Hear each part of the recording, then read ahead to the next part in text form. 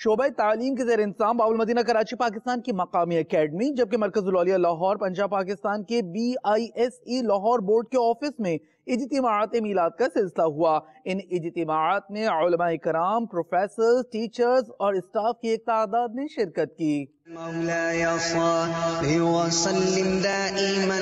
ابدا على حبيبك خير الخلق كلهم امن تذكر جيران بذي سلام ما زدت دم عن جرى من مقلة بدم مولاي صل وسلم دائما ابدا على حبيبك خير الخلق كلهم أم هبت الريح من تلقاء كاظمات أو ماض البرق في الظلماء من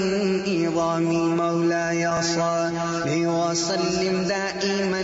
أبدا على حبيبك خير الخلق كلهم۔ یقیناً دعوت اسلامی کا کام اپنے پیٹرن کے مطابق بہت اچھا ہے، عمل ہے۔ دعوت اسلامی کا جو چینل، مدنی چینل جو ہے، گھر گھر اس کی صدا، اس کی حق کی آواز پہنچائی جا رہی ہے۔ میری شروع سے یہ خواہش رہی کہ یہاں اسکولوں میں دعوت اسلامی کا کام شروع ہو، اور آج الحمدللہ اس بات کی بڑی خوشی ہوئی کہ ان لوگوں نے ہماری طرف توجہ دی اور تشریف لائے، اور امید ہے کہ آئندہ بھی انشاءاللہ وہ اس قسم کے پروگرام میں تشریف لاتے رہیں گے، اس لیے کہ آج کے دور میں جہاں بچے فلمیں اور گانوں میں پڑ گئے ہیں، ان کو تربیت دعوت اسلامی نے دی۔ ان کی زبان پر نعتوں کا نغمے شروع ہو گئے، جو فلموں کی باتیں کیا کرتے تھے ان کو سنتوں کی باتیں کرنا سکھایا دعوت اسلامی نے، تو بڑا ماحول کا اثر پڑا ہے، اور خاص کر مدنی چینل نے گھر گھر جا کر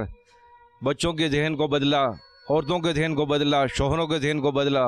اور گھر گھر میں خوشی کا ایک پیغام ہو گیا، اور وہ روحانیت ملی گھر گھر جو آج تک کسی اور نے نہیں دی تھی چینل نے۔ تو مدنی چینل یہ سب سے بڑا اہم ذریعہ ہے اللہ کے دین کو پہنچانا اور حضور صلی اللہ علیہ وسلم کے عشق کو پہنچانے کا۔ دعوت اسلامی نے اللہ تبارک و تعالیٰ کے فضل و کرم سے بہت اچھا کام کیا، اور وہ بچے جو کہ سینما کی زینت بنتے یا بازاروں کی زینت بنتے،